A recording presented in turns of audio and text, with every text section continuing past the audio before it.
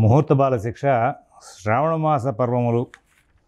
Actually మనం ప్రతి నెలలోనూ వచ్చేటువంటి పండుగలు ఎట్లా నిర్వహించుకోవాలి అంటే దాని మీద అన్ని గ్రంథాలు చూడలేం కాబట్టి ఒక వ్రత నిర్ణయ కల్పవల్లోంచి ముందు తెలుసుకుంటున్నాం. అసలంటూ విజ్ఞానం సంపాదిస్తే తర్వాత మిగతా గ్రంథాల్లో ఉన్నటువంటి విశేషాలు చూసుకోవచ్చు అని చెప్పేసి ఇందులో భాగంగా శ్రావణ మాసంలోకి వచ్చాం.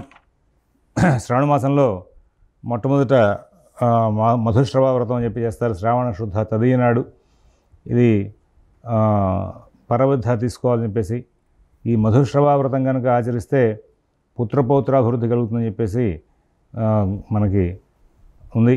అందువలన తర్వాత శ్రావణ శుద్ధ చవితి నాడు నాగపూజ.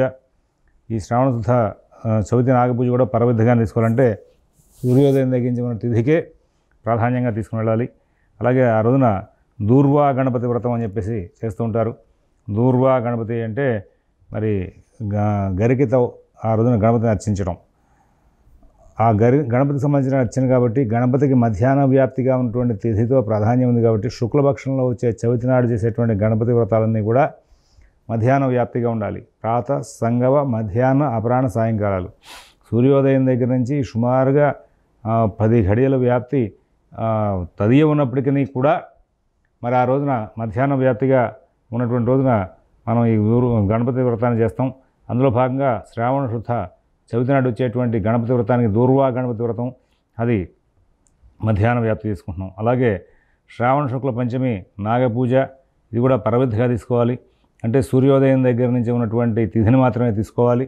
ఆ శ్రావణ శుద్ధ అంటే ఇక్కడ పూర్వవిధ పరవిధ అనేటువంటి సందర్భాల్లో భాగంగా పరవిధ అనే దానికి ఒక బండ గుర్తు ఏమిటంటే సూర్యోదయంతో కంపల్సరీగా తిథి ఆచ్ఛాదనై ఉండాలి. సరే పరదిన ముందు 3 ముహూర్తాల పంచమి లేకపోతే కనుక అప్పుడు ముందు రోజు తీసుకోవాలని చెప్పేసి చెప్పుకుంటూ వచ్చారు. షష్ఠీయుతాయాం పంచమ్యాం శ్రావణస్య సితేస. ఇప్పటిదాకా చెప్పిన 3 తిథుల్లో మనకి సందిగ్ధత రాల. ఇక్కడ ఏం చెప్పారంటే షష్ఠీయుతాయాం పంచమ్యాం శ్రావణస్య సితేస పూజేత్ పన్నగాన్ సర్వాన్ మృణ్మయాన్ వయసాదిభి పరేత్యు పంచమి త్రిముహూర్తానోచేత్ పూర్వయోగ్రాహ్య. ఒకవేళ సూర్యోదయం దగ్గర నుంచి 3 ముహూర్తాలంటే ఆ రోజున ఆ ప్రాంతానికి ఉన్న సూర్యోదయానికి 3:48 2 గంటల 24 నిమిషాలు 2 గంటల 24 నిమిషాల వ్యవధికి తక్కువగా కనుక పంచమి ఉంటే కనుక అప్పుడు ముందు రోజే తీసుకుని చేయాలి అని చెప్పేసి విషయాన్ని ఇక్కడ చెప్పుకుంటూ వచ్చాడు. శ్రావణ శుక్ల షష్ఠి మరి అది సూర్యపూజ అనేది ఉంది. ఈ సూర్యపూజ శ్రావణ శుద్ధ షష్ఠి నాడు పరవిధంగా గ్రహించాలి. తర్వాత శ్రావణ శుద్ధ నవమి నాడు కౌమారీదేవి పూజ. ఈ కౌమారీదేవి పూజ మరి పరవిధంగా ఉన్నటువంటి తిథిని తీసుకుని చేసుకోవాలి. అలాగే మరి ఈ కౌమారి అనేటువంటి పూజలో ఇక్కడ చాలా విశేషాలు చెప్పుకుని వచ్చాడు. క్షీరము కానీ పిష్టము కానీ మరి తీసుకుని ఉభయపక్షాల్లోనూ కూడా నవమి తిథుల్లో మరి ఉపవాసం చేసి కౌమారి నామంతో చండీదేవిని పూజించాలి. అంటే అట్లా చేయడం మూలంగా మరి పార్వతీ పరమేశ్వరుల దగ్గర గొప్ప స్థానాన్ని సంపాదించుకునే అవకాశం ఉంది అని చెప్పేసి ఇక్కడ భవిష్యత్తు పురాణం తెలియజేస్తుందని చెప్పేసి కౌమారీదేవి పూజ గురించి చెప్పుకుని వచ్చాడు. అలాగే శ్రావణ శుక్ల దశమి నాడు దధివ్రతారంభం. మరి ఆ తర్వాత ఏకాదశి మామూలు మనం జనరల్గా ఏకాదశి నిర్ణయాలు చెప్పినాం. దాని ప్రకారం ఏకాదశి నిర్ణయం చేసి ఆ పక్కన వచ్చినటువంటి ద్వాదశికి దామోదర ద్వాదశి అని పేరు. మరి బంగారంతో దామోదరుడి ప్రతిమను చేయించి తర్వాత దానికి అర్చన చేసి ద్వాదశి నాడు బ్రాహ్మణుడికి దానం ఇవ్వాలని చెప్పేసి చెప్పుకుంటూ వచ్చారు. మరి శ్రావణ శుక్ల ద్వాదశి కర్కాటక రాశిలో సూర్యుడు ఉండగా ద్వాదశి నాడు వాసుదేవుడికి పవిత్రారోపణ చేయాలని చెప్పేసి చెప్పుకుంటూ వచ్చారు. ఇక్కడ శ్రావణ పూర్ణిమకి దగ్గరలో ఉన్నటువంటి అంటే శ్రావణ పూర్ణిమ ముందుగా దగ్గరలో ఉన్నటువంటి వ్రతం శుక్రవార వ్రతం వరలక్ష్మి వ్రతం. ఈ వరలక్ష్మి వ్రతాన్ని ఆచరించాలని చెప్పుకుంటూ వచ్చారు. అయితే ఇక్కడ వారంతో కూడిన విధం కాబట్టి ఇక్కడ దీనికి ప్రత్యేకమైనటువంటి ధర్మశాస్త్ర విశేషాలు ఏం లేవు. ఇక తర్వాత మరొక అంశం ఏంటంటే శ్రావణ పూర్ణిమకి ముందు ఉన్నటువంటి శుక్రవారం నాడు వరలక్ష్మి వ్రతం చేసుకోమన్నారు కదా, ఏదైనా ఇబ్బందులు వస్తాయేమో అని చెప్పి చాలామంది చేస్తూ ఉంటారంటే ఏదైనా పురుడు వచ్చే రోజులు ఉన్నాయి, ఇంట్లో జ్ఞాతులకు ఎవరికైనా పురుడు వచ్చే అవకాశం ఉంది. ఆ నేపథ్యంలో ఈ పురుడు అడ్డొస్తే వరలక్ష్మి వ్రతం వెళ్ళిపోతుందని చెప్పేసి కొంతమంది 3వ వారం కానీ 4వ వారం కానీ దాన్ని పోస్ట్పోన్ చేసుకుంటారు శ్రావణ మాసంలో. అంతవరకు ఓకే, కానీ మొదటి వారంలోనే వరలక్ష్మి వ్రతం చేసుకునే వాళ్ళు ఉన్నారు. ఇక్కడ శాస్త్రత వాక్యాలు ఏమున్నాయి అనేది మనకు తెలియదు కానీ ఒక ఆచారం మాత్రం పెద్దలు చెప్తూ ఉంటారు. నీకు విధించినటువంటి దినం ఏదైతే ఉందో దాని తర్వాతకి వెళ్ళి చేసుకోవచ్చు, కానీ ముందుకు మాత్రం రాకూడదయ్యా అని చెప్తూ ఉంటారు. అంటే శ్రావణ మాసంలో పౌర్ణమి ముందు వచ్చే శుక్రవారం అంటే శ్రావణ మాసంలో సుమారుగా 2వ శుక్రవారం అవుతుంది. 2వ శుక్రవారం చేసుకోమన్నాడు. నువ్వు చేసుకోలేకపోతే కనుక 3వ శుక్రవారంకి వెళ్ళాలి, లేకపోతే 4వ శుక్రవారంకి వెళ్ళాలి. అంతేగాని మొదటి శుక్రవారం వరలక్ష్మి వ్రతం అనేది అంత కరెక్ట్ కాదు అనేది పెద్దల యొక్క వాక్యం ఇక్కడ ఒకటి ఉంది. అయినప్పటికీ కొంతమంది ఏం చేస్తారంటే ఏమో 3వ వారానికి పురుడు అడ్డు వస్తుంది, 4వ వారంలో ఇంట్లో ఆడవాళ్ళకి ఏమైనా రజస్వల సంబంధమైన ఇబ్బందులు వస్తాయేమో ఉద్దేశంతో అసలు పూజ చేయకుండా ఎందుకని చెప్పి మొదటి వారంలోనే పూజ చేసేసేయచ్చు అని చెప్పేసి చెప్పేటువంటి మతాంతర పాఠాలు ఉన్నాయి. ఇక్కడ ఈ విధమైన చర్చలు వచ్చినప్పుడు దాని గురించి సందిగ్ధావస్థ లేదు. అసలు చేయడం మానేయడం కంటే కూడా దాన్ని చేయడం అనే ఉత్తమం.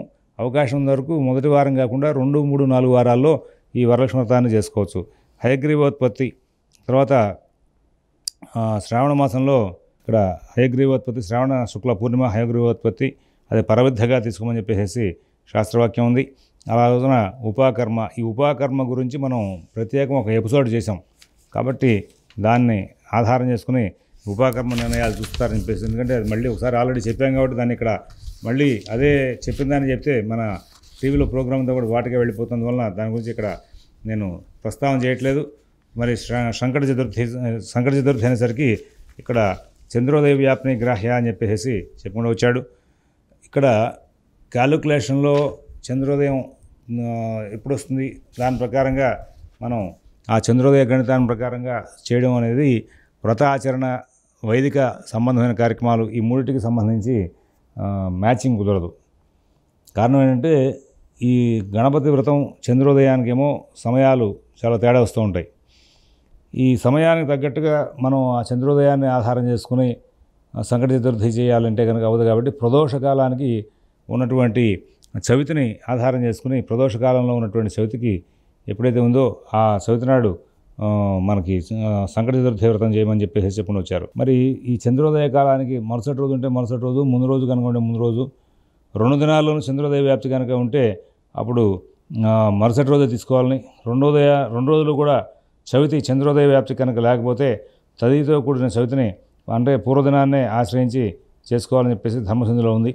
ఈ దినద్వయంలో చంద్రోదయ వ్యాప్తి కలిగి ఉన్నచో మరి పరదినంలో చేసుకోవాలని చెప్పేసి 2 రోజులు చవితి చంద్రోదయానికి లేకపోతే కనుక ప్రదోష వ్యాప్తి గల పరదినాన్నే తీసుకోవాలని చెప్పేసి ఇక్కడ చెప్పుకుని వచ్చాడు. ప్రదోష వ్యాప్తికి కూడా ప్రత్యేకంగా ఇక్కడ మళ్ళీ ఒక మాట చెప్పుకుని వచ్చాడు.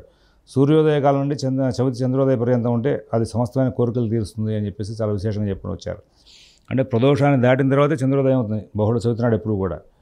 కానీ దాన్ని ఆధారం చేసుకుని కనుక మనం ఇప్పుడు ఈ చంద్రోదయాన్ని కనుక క్యాలిక్యులేట్ చేసుకుంటూ కూర్చుంటే దానికి తగ్గట్టుగా మనం చేయలేం. వ్రతాచరణ మరి సూర్యోదయం దగ్గర నుంచి సూర్యాస్తమయం వరకు కూడా ఉపవాసం చేసి సూర్యాస్తమయం తర్వాత మరి ఈ గణపతి యొక్క అర్చన అంతా పూర్తి చేసుకుని చంద్రోదయ సమయంలో అర్ఘ్యం ఇవ్వడం అనేది ఒక కల్పం అంతా ఉంది. కానీ అప్పటిదాకా ఇంకా ఉపవాసం చేసి బ్రాహ్మణుడికి భోజనం పెట్టడం అన్నీ కూడా అవన్నీ అర్ధరాత్రి సమయం దాకా దగ్గరగా వచ్చేస్తుంది కాబట్టి పని కాదని వైదిక సాంప్రదాయం ప్రకారంగా అర్చనాక్రమం అంతా కూడా ప్రదోషకాలంలో పూర్తి చేయడం అనేది ఒక అలవాటుగా పెట్టుకుని వచ్చారు. తర్వాత కృష్ణాష్టమి. ఈ కృష్ణాష్టమి అనేసరికి దీంట్లో చాలా విశేషమైనటువంటి చర్చ నడుస్తూ ఉంటుంది. శ్రావణ బహుళ అష్టమి కృష్ణాష్టమి మరి రోహిణీ యోగే జయంతి. అదే కానీ ఒకవేళ రోహిణి కూడా ఆ రోజున ఉంది అంటే దాన్ని జయంతి అనేటి పిలుస్తుంటారు. సో అర్ధరాత్రి వ్యాప్ని గ్రహ్య అర్ధరాత్రం ద్వితీయ తృతీయ యమయోర్ అంత్యాత్య ఘటికా ద్వయం అని చెప్పాడు. ఇక్కడ అందరూ కూడా అర్ధరాత్రి వ్యాప్తి అంటే ఏమిటి అనుకుంటూ ఉంటారు. అర్ధరాత్రి వ్యాప్తి అంటే కూడా వ్రతనిర్ణయ కల్పంలో ఫస్ట్ ఆ వాక్యం చెప్పిన తర్వాత ముందుకు వెళ్ళాడు. ఏంటంటే రాత్రికాలం 4 యామాలు కదండి. సూర్యాస్తమయం దగ్గర నుంచి సూర్యోదయం వరకు ఉన్నటువంటి సమయాన్ని కృష్ణాష్టమి నాడు ఉన్న సమయాన్ని క్యాలిక్యులేట్ చేసి 4 భాగాలు ఇస్తే ఒక్కొక్క యామం అవుతుంది. ఆ యామాల్లో 2వ యామంలో చివరి ఘడియ, 3వ యామంలో మొదటి ఘడియను కలిపి అర్ధరాత్రిగా ఇక్కడ తీసుకున్నాడు. తర్వాత మహానిషాత్ విజ్ఞేయ మధ్యస్థ ఘటిక ద్వయమితి అని కూడా చెప్పాడు. దీన్ని మహానిషి అని కూడా పిలుస్తూ ఉంటారని బాగా గుర్తుపెట్టుకోండి. జన్మాష్టమి జయంతి విషయే మరి దేవలోనోక్తం దేవల మహర్షి చెప్పాడంటే అష్టమ్యాం శ్రవణే మాసి కృష్ణపక్షేన రాధిభ అర్ధరాత్రి జగన్నాథో దేవక్యా మౌతారయత్ జన్మాష్టమి సా ప్రోక్త వేద వేదాంగభిः అత్ర చేత్ రోహిణీ యోగో జయంతి సవికీర్తః ఉపోష్య భక్తియుక్తైశ్చైవ నరైః ప్రక్షిణ కల్మషై అంటాడు. ఇక్కడ అర్ధరాత్ర వ్యాప్తికి ఉన్నటువంటి అని చెప్పిన దానికి మీరు చాలా చక్కగా స్పష్టంగా యామాలు కట్టి యామాల్లో చివరి ఘడియ మొదటి ఘడియ, రెండో యామంలో చివరి ఘడియ, మూడో యామంలో మొదటి ఘడియకి సంబంధించిన వ్యాప్తి అష్టమి ఉన్న రోజున రాత్రి 11 దాకా సప్తమి ఉన్నప్పటికీ కూడా ఆ రోజున కృష్ణాష్టమి రాసే సందర్భాలు ఉంటాయి. అందరూ ఏమిటి రాత్రి దాకా సప్తమి ఉంటే ఇప్పుడు అష్టమి రాశారు అనుకునే వాళ్ళు ఉన్నారు. వాళ్ళందరూ అంత పిచ్చిగా మాట్లాడుకోవాల్సిన అవసరం ఏం లేదు. కారణం ఏంటంటే ఇక్కడ చాలా స్పష్టంగా మనకి అర్ధరాత్రి వ్యాప్తి ఉంది. ఆ వ్రతరత్నాకరం అని చెప్పి వావుళ్ళు వారేసిన పుస్తకం కానీ చదివితే మీరు సంకల్పం చెప్పేటప్పుడు కూడా అక్కడ సంకల్పంలో ఈ కృష్ణాష్టమి పర్వం నిర్వహించే విధానం మీద చాలా స్పష్టంగా రాసి ఉంటుంది. ఇక్కడ రాత్రి దాకా సప్తం ఉన్నప్పటికీ అర్ధరాత్రి వ్యాప్తిగా అంటే ముఖ్యకాలం అంటారు దాన్ని. ఇక్కడ మనం మొదట్లోనే వ్రతాలు నిర్ణయం చేసేప్పుడు చెప్పాం, ఏదైతే వాడు చెప్పాడో ఈ కాలం కావాలని ఆ కాలానికి ఉన్న తిథిని మనం ముఖ్యకాలంగా తీసుకుంటూ ఉంటాం. ఇక్కడ రోహిణి నక్షత్రం లేకపోయినా మరి సప్తం అష్టమి ఒకటి ఉంటే కానీ అర్ధరాత్రి వ్యాప్తిగా అష్టమి ఉంటే దాన్ని కృష్ణాష్టమిగా చేసుకుంటాం. రోహిణి కూడా ఉంటే కానీ జయంతి అని చేస్తూ ఉంటాం. పూర్వదినంలో కనుక అర్ధరాత్రి ఉంటే పూర్వదినంలోనే చేస్తాం. పరదినంలో అష్టమి అర్ధరాత్రి కనుక ఉంటే పరదినంలో చేస్తాం. 2 అర్ధరాత్రాలు మరి ఉన్న సందర్భం వస్తుంది. ఈ 2 అర్ధరాత్రాలు కనుక మరి పరవిధానం గ్రహించి పూర్వవిధానం త్యజించాలని చెప్పి చెప్పడం. అందువల్లంటే మరుసటి రోజే చేయమని చెప్పేసి 4వ పక్షం ఏంటంటే 2 అర్ధరాత్రులు అష్టమి లేకపోతే కనుక మరి ఏం చేయాలంటే కనుక అప్పుడు కూడా మరుసటి రోజే చేసుకోమని చెప్పేసి చెప్పుకుంటూ వచ్చాడు. ఆ తర్వాత సమానంగా ఉంది సూర్యోదయం ప్రవర్తించే తిథిని గ్రహించాలి. వృద్ధిలో ఉన్నప్పుడు క్షయంలో ఉన్నప్పుడు అనే విషయాన్ని తీసుకోవాలి. మరి సూర్యోదయం దగ్గర నుంచి అర్ధరాత్రి వరకు అంటే 2 రోజులు కూడా సమానంగా కనుక తిథి కనుక ఉంటే సూర్యోదయం దగ్గర నుంచి అర్ధరాత్రి దాకా ఉంది కాబట్టి మనకు మొదట్లో వ్రతాల నిర్ణయం అప్పుడు మనం ఒక మాట చెప్పుకున్నాం. వ్రత నిర్ణయ కల్పలు ఇంట్రడక్షన్ పాట చెప్పుకున్నాం. మనం అక్కడ ఏం చెప్పుకున్నాం, ఒకవేళ కనుక సూర్యోదయం దగ్గర నుంచి ఉన్న తిథులు మరి ముఖ్యకాలం దాటుతున్నాయి అంటే కనుక వాటికి విశేషం ఉంది కాబట్టి 2 రోజుల్లో కనుక సమానంగా తిథి ఉంటే మరుసటి రోజు చేయాలి. ఒకవేళ ముందు రోజు అష్టమి అర్ధరాత్రి వ్యాప్తిలో అంటే 2 ఘడియల వ్యాప్తి చెప్పాడు కదా, అందులో ముందు రోజు ఎక్కువ మరుసటి రోజు తక్కువ, మరుసటి రోజు తక్కువ ముందు రోజు ఎక్కువ ఇట్లా ఉన్నాయంటే కనుక అప్పుడు ఎక్కడ అధికంగా ఉంటే అక్కడ తీసుకోవాలి. ఈ పండుగల నిర్ణయంలో మీకు మహాశివరాత్రి నిర్ణయం అప్పుడు చెప్పాను. వైషమ్యం సామ్యం అనేటువంటి విషయాల్ని మహాశివరాత్రి విషయంలో మరి చెప్పలేదు అని మీరు అది బాగా గమనించుకోవాలి. అక్కడ నేను మహాశివరాత్రి విషయంలో ఈ ప్రస్తావన రాలేదు కాబట్టి అన్నదానికి చాలామంది నాకు ఫోన్ చేసి కొంచెం వ్యంగ్యంగా మాట్లాడారు. మీరు వ్యంగ్యంగా మాట్లాడుతున్నంత మాత్రం నేను పెద్దగా దానికి బాధపడేది ఉండదు, పట్టించుకునేది ఉండదు. కారణం ఏంటంటే నాకంటూ ఒక క్లారిటీ సబ్జెక్ట్ మీద ఉంది కాబట్టి దాన్ని నేను ప్రజెంట్ చేయడమే ఒక ప్రధాన ఉద్దేశంగా చెప్పుకుంటూ వెళ్తున్నాను. కాబట్టి మీరు ఎక్కడైనా సామ్య వైషమ్యాల గురించి ప్రస్తావన మహాశివరాత్రి విషయంలో ఉందేమో గ్రంథాలు తీసి చెప్పండి, నేను సరి చేసుకుంటాను. నేను సిద్ధంగానే ఉన్నాను. సభాముఖంగా తెలియని విషయాన్ని పొరపాటుగా చెప్తే కనుక దాన్ని నేను పొరపాటు పడ్డాను అని చెప్పడానికి కూడా ఏమీ వెనకాడను. అయితే ఇక్కడ సామ్య వైషమ్యాల యొక్క ప్రస్తావన ఇప్పటిదాకా మనం కార్తీక మాస ప్రభృతి ఇప్పుడు శ్రావణ మాస పర్యంతం వచ్చాం పండుగల్లో. సామ్య వైషమ్యాలని అప్పుడప్పుడు ప్రస్తావన చేసుకొచ్చాడు అక్కడక్కడ కొన్ని ముఖ్యమైన విషయాలు 3 సార్లు వచ్చింది ఇప్పుడు మనకి. మరి అలాంటి మహాశివరాత్రి దగ్గర చేయాలి కదా. ఒకవేళ చతుర్దశి ముందు రోజు ఎక్కువగా ఉంది ఆ ప్రదోష కాలంలో, మరుసటి రోజు ప్రదోష కాలం తక్కువగా ఉంది, అప్పుడు ఏం చేయాలనే విషయాన్ని ప్రస్తావన చేశాడా, ఎక్కడైనా చేశాడా, ఏ గ్రంథకర్త అయినా చేశాడా?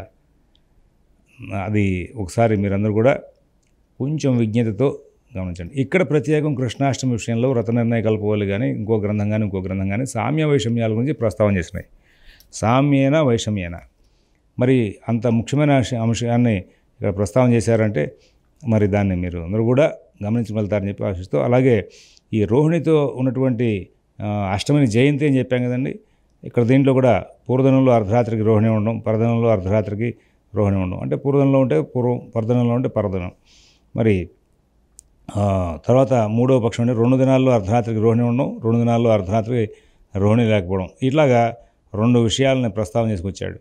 అందులో 3వ పక్షం ఇప్పుడు మొదటి 2 దానికి క్లియర్ కదా. మరి 3వ పక్షం ఏం చేశాడంటే ఉదయకాలం సంకల్పంగా ఉండి అర్ధరాత్రి పర్యంతం అష్టమి నాడు ఆధిక్యంగా ఉండి మరి అప్పుడు రోహిణి కనుక అష్టమి నాడు అర్ధరాత్రి 2 దినాలు కనుక ఉంటే పరదినాన్నే గ్రహించాలి. ఇందాక అష్టమి కూడా 2 రోజులు ఉంది అంటే కనుక పరదినమే, 2 రోజులు లేకపోయినా పరదినం అని చెప్పినట్టే ఇక్కడ రోహిణి కూడా అదే చెప్పుకుంటూ వచ్చాడు. సరే, తర్వాత 2 రోజులు రోహిణి కనుక లేకపోతే అసలు ఇంకా 2 రోజులు రోహిణి లేకపోతే జయంతి అనే సందర్భం లేదు. దాని గురించి ప్రత్యేకంగా ప్రస్తావన తీసుకొచ్చాడో అర్థం కావట్లేదు. పూర్వదిన అర్ధరాత్రికి అష్టమి, పరదిన అర్ధరాత్రికి రోహిణి అనే తొలిపక్షం. పరదిన నిషీధంలో అష్టమి, పూర్వదినంలో రోహిణి ఉంది. ఇది రెండో పక్షం. అష్టమి రోహిణి లేకుండా అనే దాని మీద అన్ని విషయాలను కూడా మరి పరదినంలోనే గ్రహించాలి. యాక్చువల్గా అంటే స్మార్త సాంప్రదాయంలో కృష్ణాష్టమి, అష్టమి ప్రాధాన్యంగా మనం ముందుకెళ్తూ ఉంటాం. రోహిణి అనేది కలిస్తే జయంతి అనే దాంట్లో ఇక్కడ మరి దీనికి సంబంధించినటువంటి విషయాన్ని ఈయన తెలియజేసుకుంటూ వచ్చాడు. మరి ఇందులో ఇంకా అనేకమైనటువంటి విషయాలు చెప్పుకుంటూ వచ్చాడు. ఏంటి అంటే నువ్వు ఏం చేయ, పరదినంలో అష్టమి అర్ధరాత్రి దాకా ఉంది, రోహిణి లేదు కాబట్టి పరదినం తీసుకోవాలనే విషయాన్ని ఎక్కువ మంది చెప్తారు. నవమి ఉదయానికి పూర్వవిధంగా అష్టమి ఒక ముహూర్తం కాలం ఉండి ఆ అష్టమి సంపూర్ణ అష్టమిగా గ్రహించాలి. ఉదయకాలంలో కొద్దిగా అష్టమి ఉండి మిగిలిన పూర్తి భాగం నవమి ఉండి రోహిణితో కూడించో అట్లా ఉపవాసం ఉంచడం మహాఫలం పద్మపురాణం చెప్పుకుంటూ వచ్చాడు. ఆ తర్వాత మరి నవమి యొక్క అష్టమి యందు రోహిణి నక్షత్రమును దాన్ని వదిలి పరదిన ముందు అష్టమి ముహూర్తార్థములను అట్టి అష్టమి రోజంతా వ్యాప్తి చెందిన అష్టమిలా భావించి గ్రహించాలని వ్యాసాది మహర్షులు స్కాందపురాణంలో చెప్పారని చెప్పుకుంటూ వచ్చాడు. మూడవ పక్షంలో పరదినంలో సంకల్పకాలం నుండి చాలా కాలం వ్యాపించడం చేత పూర్వదినమందు ఆ యోగం లేకపోవడం చేత పరదినాన్నే గ్రహించాలి అని చెప్పి విశేషాన్ని చెప్పుకుని వచ్చారు. నవమి తిథితో కూడి అష్టమి కూడి రాత్రి రెండవ జామ యందు రోహిణితో లేకుండా ఉన్నచో జయంతి అందరు కాబట్టి కాలజ్ఞ జరపడం చెప్తోంది. ఇక్కడ వైష్ణవ శ్రీకృష్ణ జయంతి నిర్ణయం చెప్తున్నారు. రవి సింహరాశిలో ఉండగా శ్రావణ బహుళ అష్టమి అర్ధరాత్రి రోహిణి నక్షత్రం ఒక కళా మాత్రమైన ఉన్నచో దానికి శ్రీకృష్ణ జయంతి అంటారు. మరి శ్రావణ కృష్ణ అష్టమి నాడు రవి సింహంలో ప్రవేశించకపోయించో భాద్రపద అష్టమి రోహిణితో కూడించో అప్పుడే కృష్ణ జయంతి చేయాలని చెప్పేసి చెప్పుకుంటూ వచ్చారు. ఏ సంవత్సరం జయంతి యోగం లభించదో ఆ సంవత్సరం జన్మాష్టమి నాడే జయంతిని జరిపించో గొప్ప ఫలితం వస్తాయని చెప్పి ఇది స్మార్త విషయం. సప్తమి విద్ధగల అష్టమి, కృత్తికా విద్ధగల రోహిణి, దశమి విద్ధగల ఏకాదశి విష్ణు భక్తులు త్యజించాలి. సప్తమి విద్ధగల అష్టమి యందు రోహిణి నక్షత్రం ఉన్నను దాన్ని వదిలేయాలి. కృత్తికా విద్ధగల రోహిణి యందు జయంతి పనికిరాదు. సప్తమి విద్ధలైన అష్టమి నాడు కృత్తిక విద్ధలైన రోహిణి ఉంటేనే అది కృష్ణ జయంతి అని వైష్ణవ సిద్ధాంతం.